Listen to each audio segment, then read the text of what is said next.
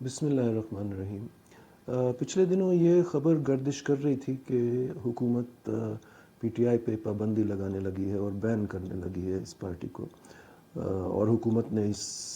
یہ اعلان بھی کر دیا تھا کہ ہمارا ارادہ یہ ہے کہ ہم اس پارٹی کو بین کریں گے۔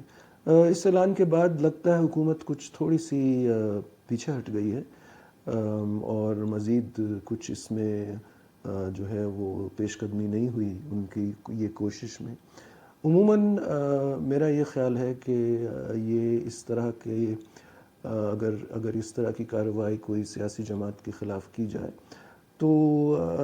حکومت کے پاس یا جو بھی اس طرح کا الزام لگاتا ہے، اور الزام یہ ہے کہ انہوں نے غداری کی ہے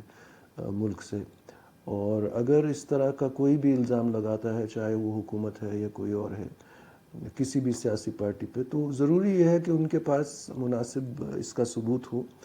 اور وہ یہ ثبوت کسی عدالت میں سپریم کورٹ میں پیش کر سکیں۔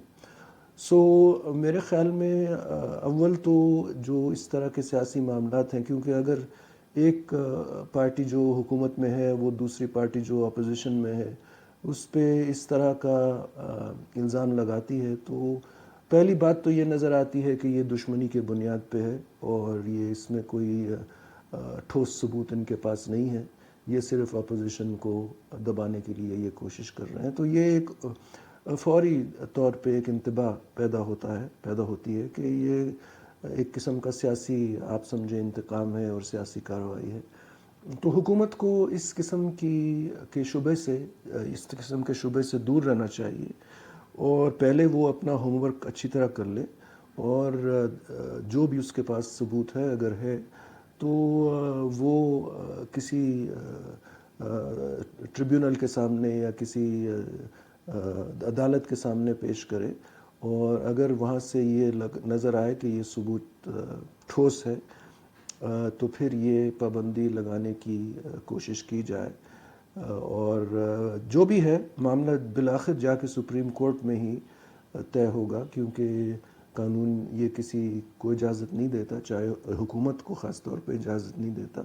کہ اپنی مرضی سے وہ پارٹی کو بین کر لیں، کسی بھی پارٹی کو بین کر لیں۔ تو میرے خیال میں تشویش کی ضرورت نہیں ہے، پی ٹی آئی کو بھی میرے خیال میں کسی قسم کی تشویش نہیں ہونی چاہیے۔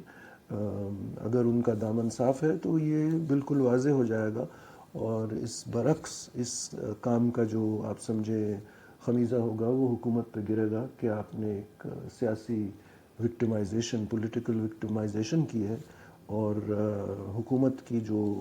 وقت ہے اس کو چوٹ لگے گی۔ حکومت کر لے جو اس نے کرنا ہے، اگر ثبوت ہے تو بسم اللہ آپ لائیں ثبوت، آپ سپریم کورٹ کو دکھائیں، اور اگر سپریم کورٹ یہ کہتا ہے کہ ہاں اس میں یہ ثبوت جو آپ نے پیش کیا اس میں یہ طاقتور ہے اور صحیح ہے، تو پھر آپ نے قدم اٹھانا ہے وہ آپ اٹھا لیں۔ وآخر دعوانا الحمد للہ رب العالمین۔